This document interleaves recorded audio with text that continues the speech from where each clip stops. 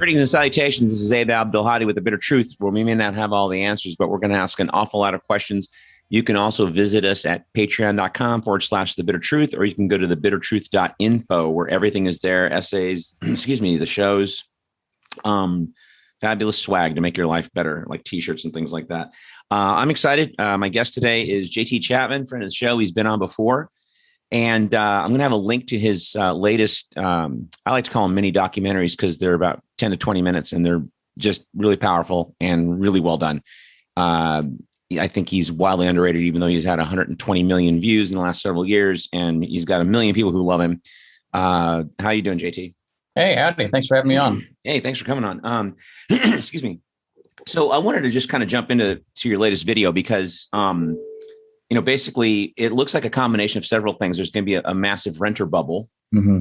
And then obviously the housing bubble, like the crash of 2008. What I want to do is, and I know people, so-called, liberals, who, same trope as what the conservatives say, oh, well, make enough money and, pull yourself up by your bootstraps and get enough down payment and blah, blah, blah. Mm-hmm. But like the median income in 1969 was like $9,400. Yep. The median house was $25,000. Mm-hmm.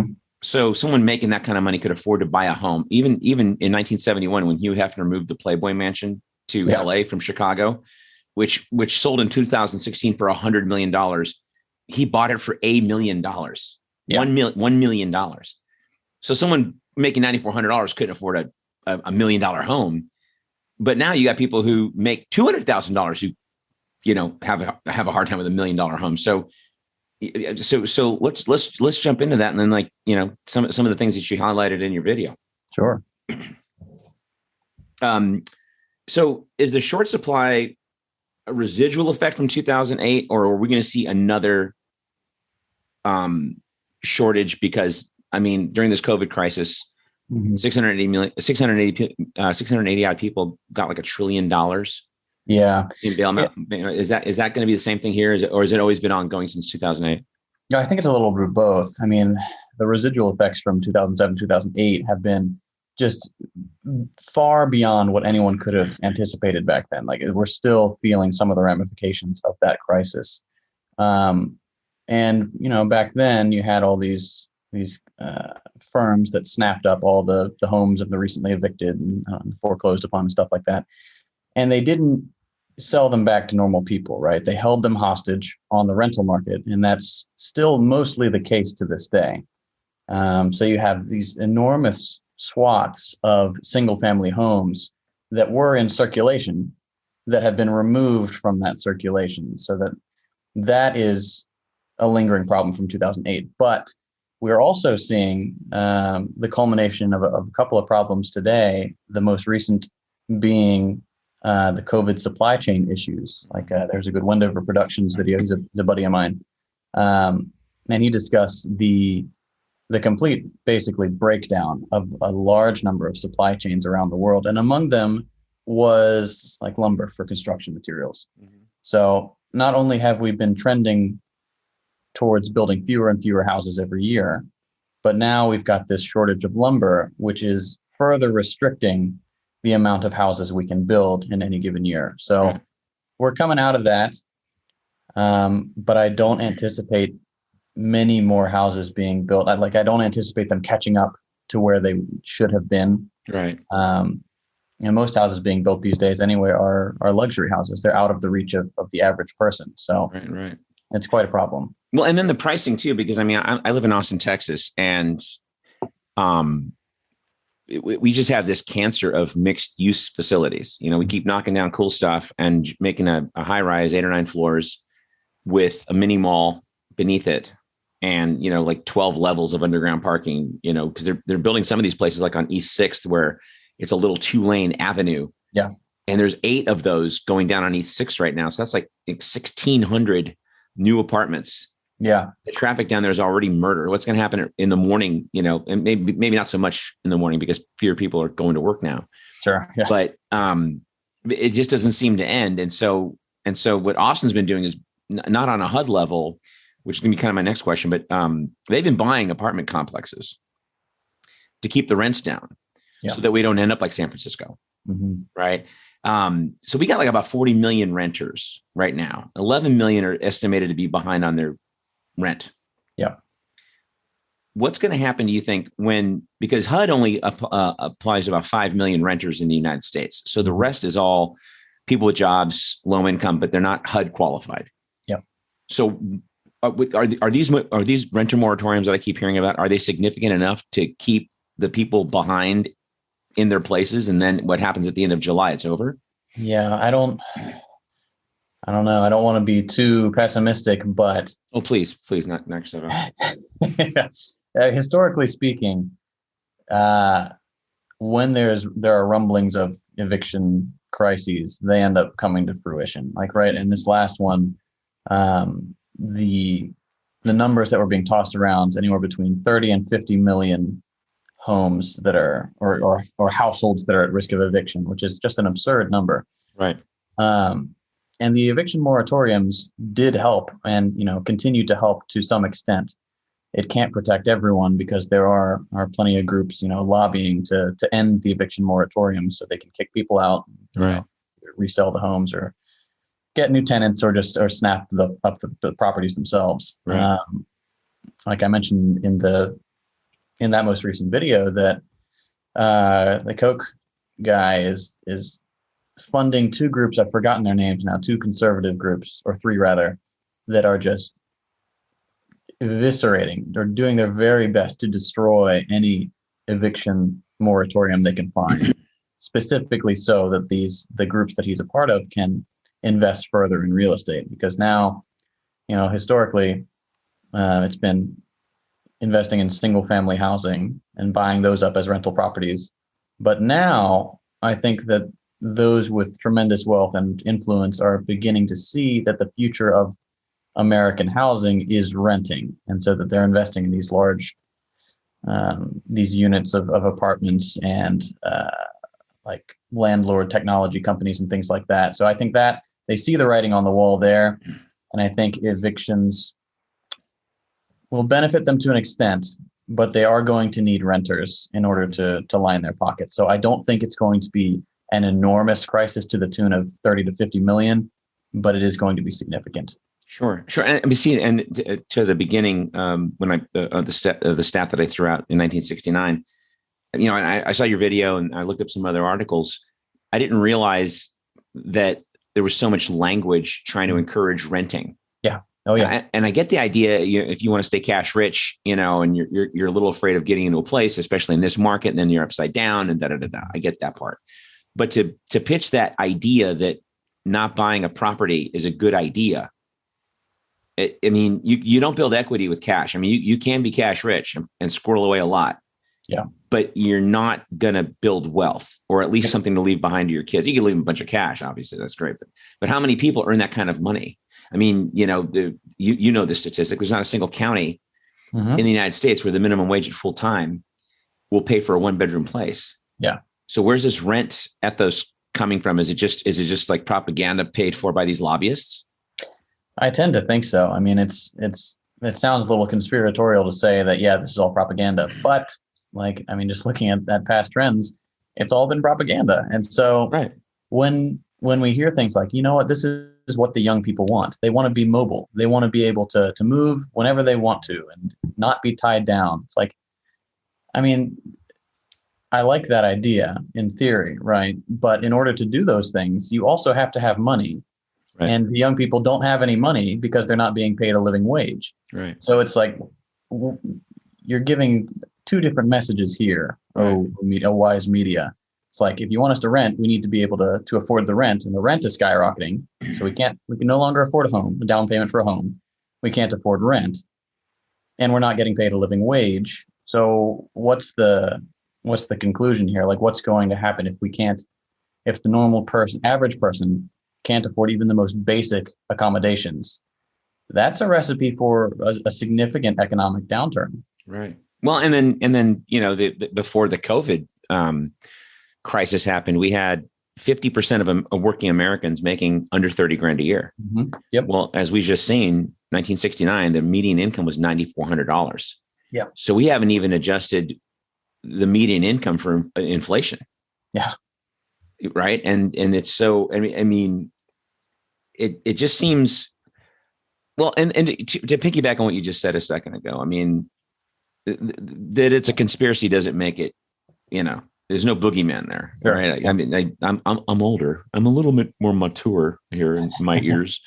I mean, we used to be terrified of talking on the phone to buy weed, and we'd speak in code. I mean, I got out of college in 1987. I lived in Pasadena, and the Pasadena PD was notorious for flying helicopters with infrared cameras that, so you can see guys in their basement growing pot. And it's like, so if you talk to the guy, I'm out of oregano salad, and now it's like, I get a text from the guy I buy from, right, or whatever, and he'll just send it. Nobody cares. Yeah. And so it's just like, but that's the thing though, is with it wasn't a grand conspiracy. I mean, John Ehrlichman famously said in 1994 that the war on drugs was designed to get hippies and blacks. Mm-hmm.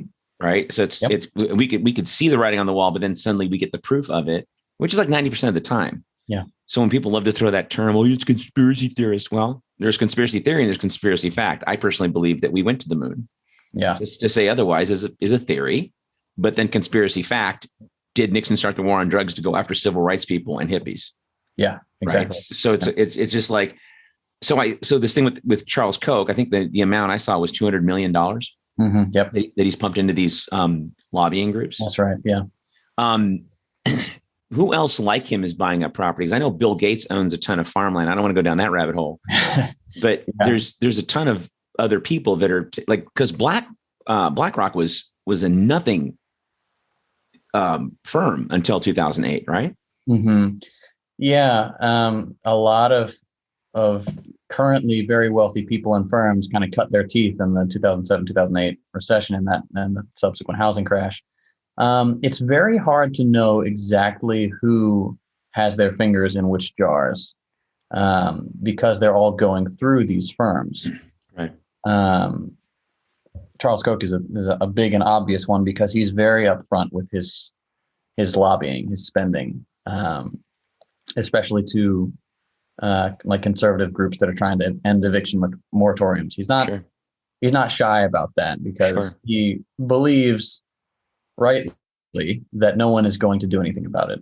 Right? He can act with impunity, and the rest of them can too. But I think people like Elon Musk, Jeff Bezos, Mark Zuckerberg, the ones that are more high profile because of the things that they do, mm-hmm. are a little bit more trepidatious of being out in the open with their investments because you've got, Mark Zuckerberg, Facebook, evil. He's already like walking a very thin line. He's been called to testify and all that stuff. Jeff Bezos, richest man in the world by far. Amazon, evil. So he's already walking that very thin line. Sure. Elon Musk, all that stuff. He's got a lot of fanboys, but apartheid. Well, they all do. I think you said on one of your things I was watching, you called them financial bros or something, which I thought was kind of funny. Uh-huh. They do the same thing. They'll sit there and they'll say, last month with Arkansas, when Amazon successfully quashed that union thing. Yep. And now I read today that the Teamsters are getting ready to go on a national level and go after Amazon to unionize, right? That is huge. And the financial bros, as you like to say, will tell me, well, it's just business. Well, how come I don't read about UPS workers shitting in a bag when they deliver stuff? Yeah. Or they got these magical gloves that go electrical when, they're too far away from the package that the barcode buzzes them. Yeah. Or they go to the bathroom at a cattle call. And if you're not ready to go, too bad. You don't get to go until 2 more hours or whatever. Mm-hmm. So if an hour passes and now you got to go, too bad. You got to hold your water for another hour. Yeah. I mean, it's just one thing after the other with these guys. Where do you, I know what you're going to say, but I want you to say it. Where do you think this bias against human beings comes from? Well, any good Marxist will tell you that the capitalist structure is built upon exploitation and extraction. And so it requires a certain dehumanization of workers. And that, I believe, is only accelerating as we remove the guardrails that capitalism has had in place in the past. So you've got unions, worker protection laws, things like that, social safety nets. These things are all being stripped away.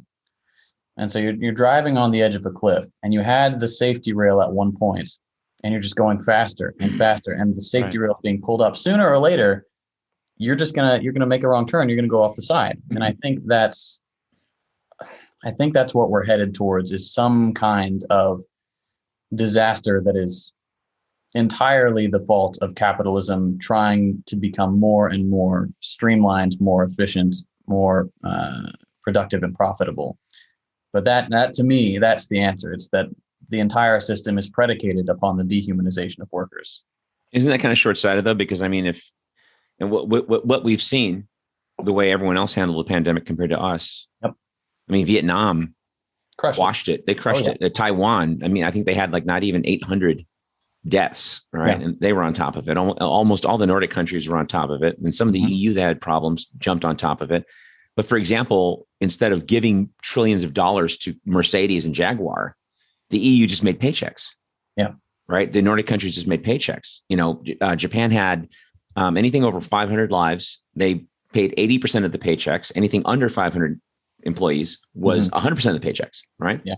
So wouldn't that make more sense than giving trillions of dollars to these assholes? Because if you give it to the people, it's going to end up in the banks. It's going to end up in rent. It's going to end up maybe buying a home, buying a car. Yeah. You know, is it just like these guys think they're going to build a rocket ship and get off the planet? Yeah, I think about that a lot. And honestly, I'm not sure what the logic is. I mean, I understand in theory, you know, accumulation of capital short term is the prime goal. Like that's it. You look at the next year, maybe the next 5 years, and that's it. You don't look any further than that. It's just accumulation in that short term period. But it does seem very short-sighted not to just give money directly to the people who will then, you know, spend that money back in the economy, right? Versus the corporations that'll just, you know, they'll stash it away somewhere. But then I also think that the United States is very cautious about being seen giving out any form of what people call handouts, right? They don't want to just give money away because, well, what if the people get addicted to it? What if they think, oh, wow, this is nice, they should always do this. And then suddenly they're knocking down the doors for a UBI or some kind of program like that. I think that is part of it. But most of my opinion is that those who are in the capital accumulation business lack that kind of sophistication. It's simply how do we cut as much fat from this program as we possibly can and keep our corporate overlords happy. And the way to do that is to pay the corporations and the people that, you know, then pay them to lobby and just leave out the normal people, because the normal people don't have any power. There's nothing they can do unless they're organized. Right. But the corporations do. Right. Well, and then to your point, I mean, it's that handout bullshit thinking. What pisses me off about that is most of those people, especially in the red states, are on some form of government assistance anyway. Yeah. Right. Especially the red states where Trump took the electoral college in 2016. Yeah. Almost all those people are on some form of assistance. Between Bush and Obama, we destroyed that region of the country. Yep. Right. And so if people are still hung up about, you know, a quote handout, to me, a UBI is just that. It's a UBI. I've been to Cuba. They have a UBI. And the people that do above and beyond, like they have a job or they're running back in Cuba. They didn't call it an Airbnb that when I was there about 8 years ago. It was just they rented a room, you know, $20 a night or whatever. And they had a house full of people and they were banking like, you know, $200 a night in a country where the money goes a long way. Oh, yeah. But if you do that, you still got a UBI. So the UBI was never designed to buy a summer home. And if people are worried about a handout, then what is the resistance of a federal jobs program? Because I get pushback. Obviously, the Republicans are going to be, well, then that means you got to deal with unions and well, shut the fuck up. But then what about the so-called left that has, you know, that I get pushback on a jobs program there? Yeah. And the anemic bills that Biden is pushing through, it's not even calling for a jobs program. It's like it's tepid at best. But so what is it against a UBI or not necessarily a UBI, but like a jobs program? Yeah, would provide training, build basically new cities. Yeah, right. Because we have a D+ infrastructure, so we could put 20 million people to work right now. That would be accountants and engineers and manual labor, and supply companies would be, you'd build entire cities nearly overnight, like places that are now bankrupt, like Allentown and stuff like that. You could put those guys to work. What is that mentality that keeps people from even wanting to do a jobs program? Yeah, it's really disappointing to see. But the liberals, as much as they like to parade, their progressiveness and things like that, most progressive presidents since FDR or whoever. Yeah, no. It's all a facade, right? Because they are still beholden to the profit motive, just as the Republicans are. And to them, the bottom line is cost. And they will say words like, well, it's just not practical. It's not feasible, right? And they are just as dedicated to austerity as the Republicans are. So when you see things like a jobs program or Medicare for all, things that would save money in the long run, but have a relatively high upfront cost, that's going to be a no every single time. Right. Because they don't look to the end of that. They don't look at the long-term gains. They're like, well, this is going to affect our bottom line today and a year from now and 2 years from now, whatever it is. And that's the only consideration. That's it. Like, period. End of story. It's a no because it's not profitable right now. Well, I mean, and a few weeks back, I interviewed an elder millennial. We were talking about her experience with teaching and everything. Yep. And she brought up that, like, she came up with nothing but crisis when she was born, right? I mean, I think late 80s. But by the time she was in junior high school, 9/11 happened and all this crazy stuff. And I hear that from a lot of folks in that generation. I'm Generation X. I'm Gen X, right? So it's like I came up in the 70s and 80s where people had jobs, right? And, Vietnam ended when I was in junior high. But see, we got conditioned that was bad because they used to show it on the news every day. Yeah. And my dad was a news junkie. So 5 and 6, he'd watch them both, even though it was the same fucking report. He'd watch all of it. So, and we only had one TV, so I had to wait until he was done watching the news, Yeah. And this was important, But I remember being in elementary school, 9, 10 years old, and you're seeing like bodies and Dan Rather standing in front of a hospital that just got blown out and they're trucking out stretchers. Yeah. So by the time I got into high school, I was talking to my government teacher and he's like, oh yeah, we won't do that again, because that's no way. Like we were getting our asses handed to us, but look, did you, I'm like, yeah. But then by the time the Iraq war came, they got it down to a science, because Panama was another clusterfuck. We invaded a country the size of Austin, Texas, right? And we killed 6,000 people. How American is this to arrest a president that we installed and to try him in a Miami courtroom? Yep. America, good times, yep. Right? So, I mean, that's how I came up compared to how you guys came up. And so it's like, and so I've just been seeing this steady, it just seems like it was already in decline as you were coming of age. I've just seen it go there. We weren't privatized everything. Everything wasn't privatized when I was a kid, and even in college, my college was free.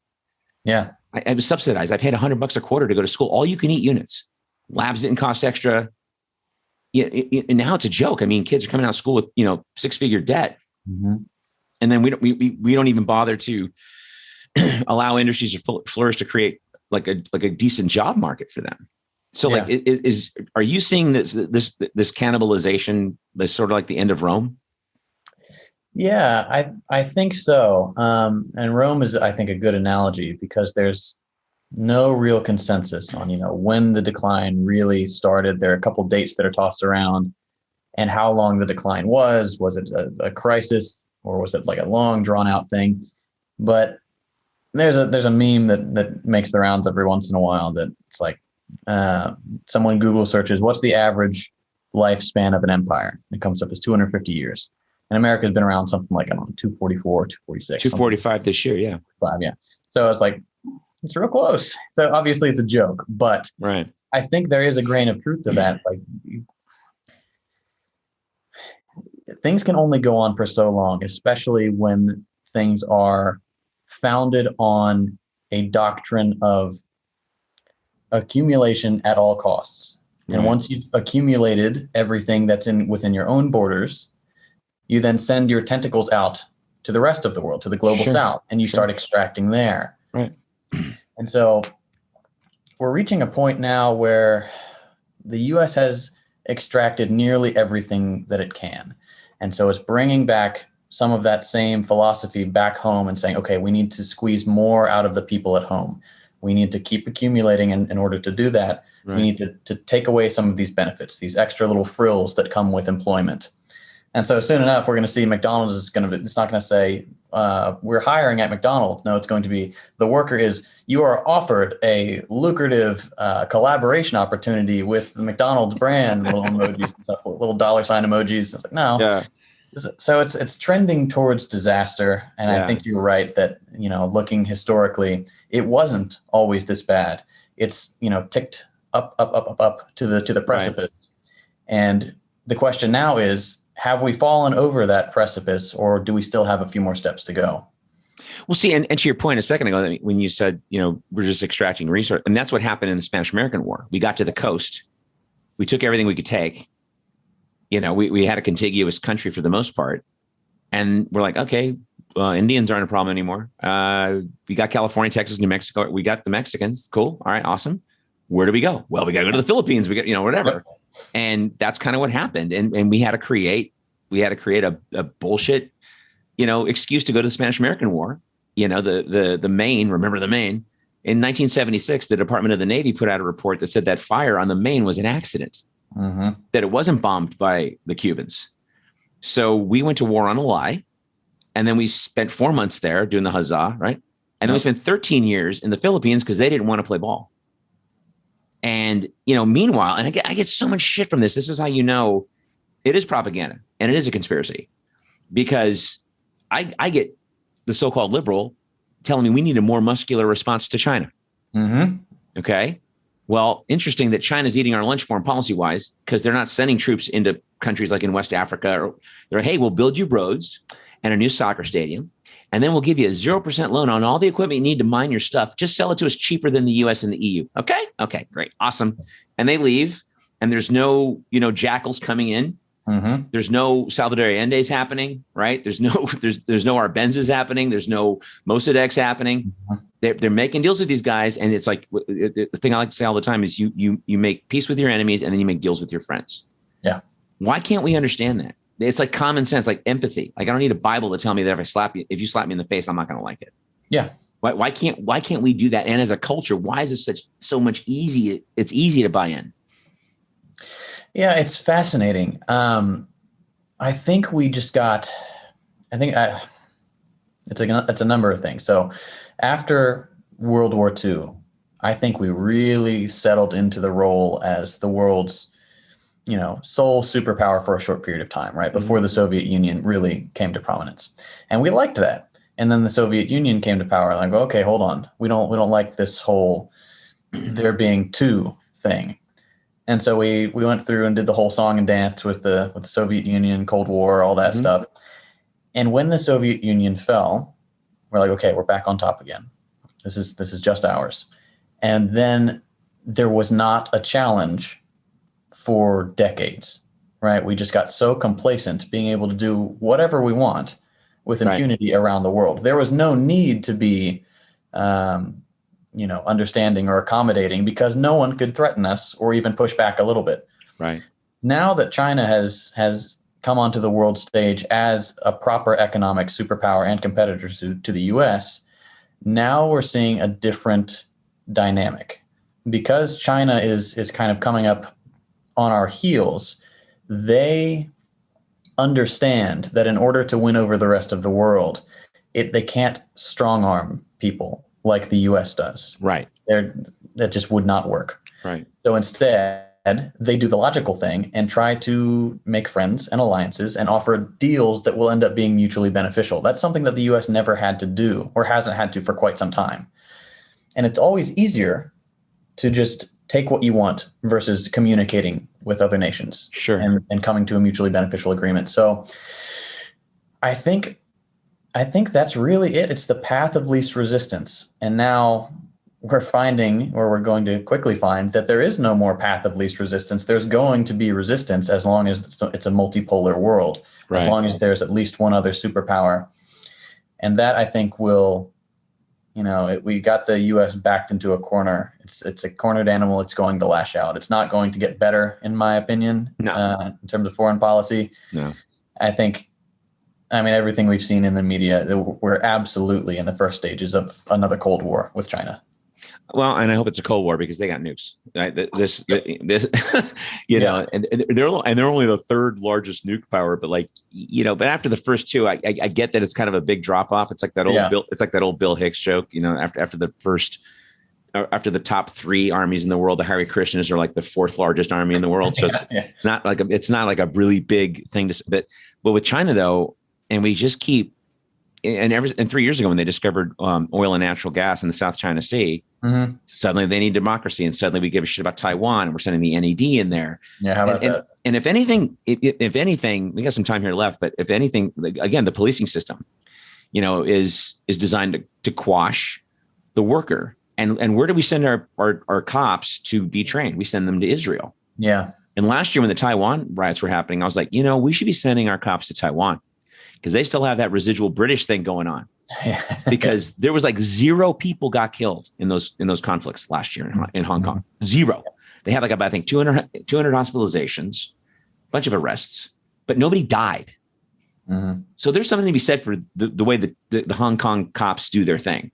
Yeah, they weren't cracking heads. They weren't doing they weren't in Kevlar throwing Molotov cocktails into a target to make it look like BLM did it.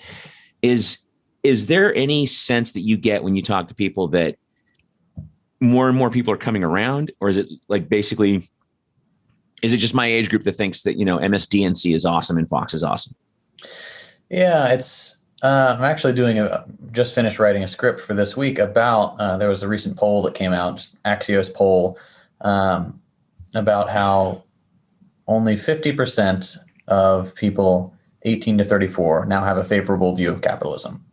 And that has changed by 20 percentage points since 2 years ago, being led overwhelmingly by, Gen Z, the 18 to 24 crowd, who have a 42% favorability towards capitalism.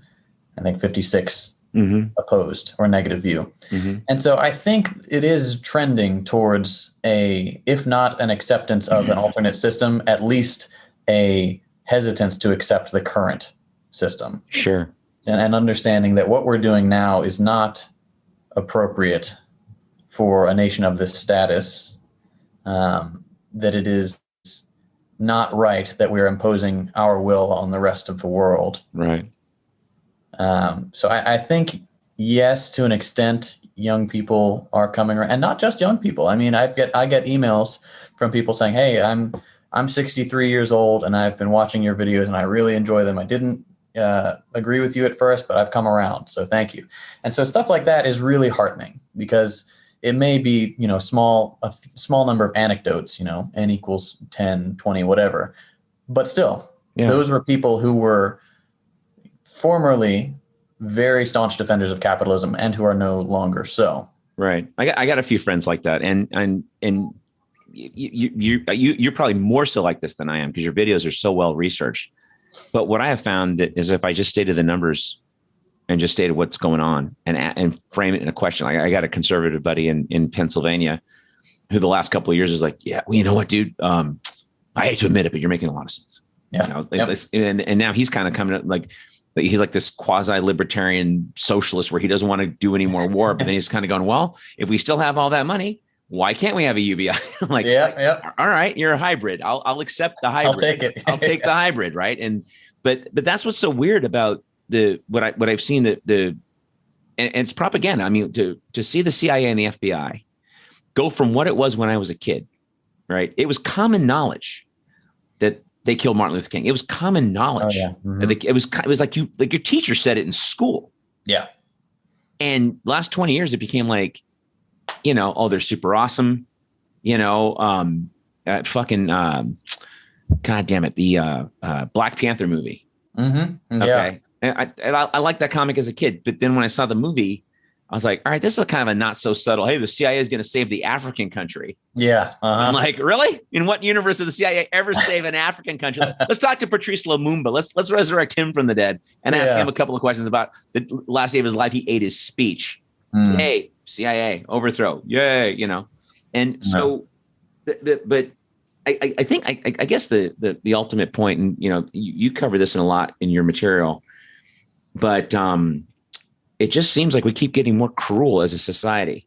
Yeah. And as Chris Hedges says, it's not that the American dream wasn't a myth, but dreams were attainable because you dream outside. Yeah. You go get the job, you buy the house, you put your kids through school, you go to school, right? But the more we're crumbling as a culture, we're living more in illusion, which is an inner space kind of a thing. Mm-hmm. And the more we live in illusion, it's easier to just, find the MAGA guys or, find the Joe Biden, blue MAGA guys. It's Trump's fault all this shit happened, that kind of thing. Yep. I mean, do you see us writing this at all short of not an overthrow, but just a complete overhaul of the political system? Because our system does not work. You're right. It doesn't. Historically speaking, when a populace has been so oppressed and downtrodden for so long, the only course of action has been some form of unrest. Mm-hmm. Now, I don't think we're close to that in the U.S. just yet. We have a large population that is shrinking and suffering a little bit now, mm-hmm. of people who consider themselves, quote unquote, middle class, right? Mm-hmm. The workers who make more than the people working at McDonald's and stuff like that. And so they look down on those people. And there's an expression like the average person is 3 missed meals away from revolution, right? Mm-hmm. We're not at that point yet. We're not quite there. We're getting there. I mean, people, real wages are stagnant. Cost of living is skyrocketing. Right. Everything, utilities, housing, food, it's all incredibly expensive. We lack a true understanding of what class warfare is. We lack class consciousness. We don't have any structures that help to educate workers about solidarity with their class. Right. So any kind of unrest will inevitably take the form of things like the Black Lives Matter protests in the wake of George Floyd's murder. Mm-hmm. A genuine rage and a genuine outpouring of anger and hatred towards the status quo, but it is not necessarily directed anywhere. It had the potential for tremendous revolutionary change, but without some kind of guiding principles, there is no way to affect change in that way. It's the right approach. Mm-hmm. It's the wrong time. Right. I would say it's good that it happened because I think it did radicalize a lot of people to say, hey, you know what? This is absurd. We do need to stand up and do something. But we still lack the understanding of how we can channel that energy and that, that revolutionary spirit into actually demanding change and, beyond like, hey, stop killing us. We need more than that. We need more. Well, and wrapping up, we got a couple minutes left here. Do you see a comeback of say any socialist parties or communist parties? I'll give you, like, for example, I did a show a couple weeks back kind of by myself. I called it The Conscience of Capital, mm-hmm. where FDR was an FDR. And I used the Biden bullshit as a launch pad. He's the next FDR. No, he's not. Yes, he is. He's amazing. No, he's not amazing. Yeah. Even if he defied gravity, he would not be amazing. Yep. That's how unamazing Joe Biden is. But I called it The Conscience of Capital because back in the day, FDR did try to save capitalism. Yeah. Mm-hmm. But he was pushed by a couple of socialist parties, the CIO, a big communist party, who basically promised him he wouldn't be dog catcher by 1936 if he did not get some of these programs in place. Right. We don't have that now. Do you see an evolution of that or anything starting like that? I think we would have to. I think in order to gain any kind of real sway in the current system, there needs to be a party of some sort. We've got CPUSA, which is still kicking. Yeah. But it doesn't have much membership. We've got the largest socialist organization is the DSA. Mm-hmm. So they don't count. Right, exactly. So it doesn't really mean much. Whether that can grow into something significant remains up to the people who are part of it. Yeah. And I have seen people who are ex-DSA, like, you know what, this was useful to me to help understand, or help me understand what organizing looks like and what stuff like that is. Sure. But it's insufficient. I don't know where that party would originate. I suspect it would originate within the most oppressed communities. So communities of color, indigenous people, things like that. The ones who have the most to gain from working together and organizing against the oppressors, the ones who are currently suffering the most. But it remains to be seen whether the average American can overcome their often ingrained Western white chauvinism and realize that, hey, you know what, I have more in common with this person who doesn't look like me or doesn't come from my same background than I do with Jeff Bezos. Right. That's the problem. I think there is a chance that we could have an effective properly left-wing party in the US. I think it's essential for radical change. How close we are, I don't know. Right. Well, on that note, man, I remember, I think a few weeks back, you said something about one of your fans or one of your people wrote a letter or an email to you saying, okay, I guess this is my weekly dose of dread or something, which I found great humor. But yeah, listen, it's just, it's not the glass is half full or half empty. What's happening to the glass? That's always been kind of my mantra. Right. Yep, exactly. And you do a great job. I really do appreciate your work. You really are a skilled documentarian. And what I like about your stuff is it's not an agenda. Yeah. You're showing stuff and people can go look at themselves. They can see the numbers for themselves. And it's not, supposition, hyperbole, and conjecture. It's really good stuff. Well, I appreciate it. No problem, man. Guys, my guest has been JT Chapman, and we're going to start wrapping up here. Again, you can support the show by going to thebittertruth.info, and the Patreon link is there, and all the stuff is there. And as always, we don't take advertising and all that kind of thing. And I don't know what's going on with algorithms and that kind of thing. Apparently, I'm not that skilled at it, but I wouldn't doubt it if I was being quashed like some of the people I know that are way bigger that, are getting quashed. If not getting demonetized. But anyway, appreciate the support of the show. As always, if this stuff makes you uncomfortable, you're supposed to sleep tight.